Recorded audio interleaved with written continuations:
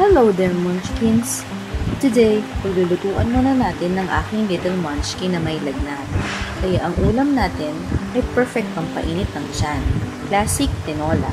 Comfort food na may healing powers, Filipino mom style. Simple lang ang kailangan natin.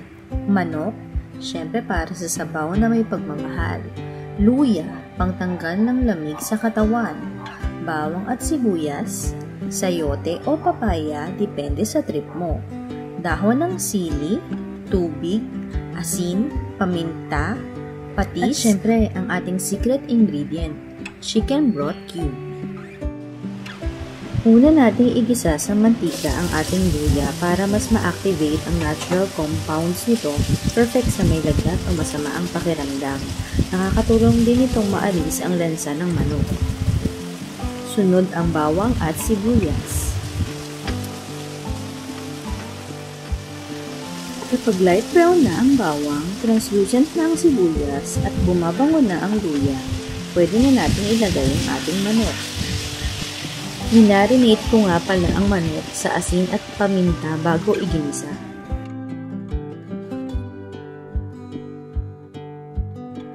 Kapag medyo brown na ang ating manok, pwede na tayong magdagdag ng tubig.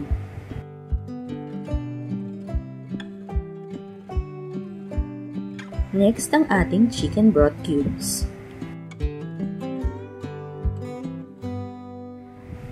At 1 tablespoon ng patis.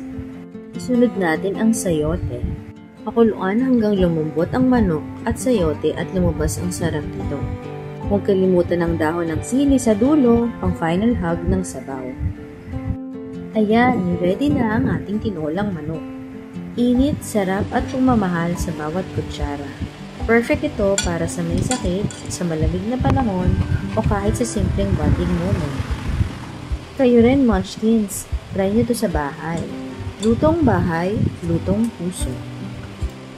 Don't forget to like, share, and subscribe para sa more family recipes and kwentong kusina.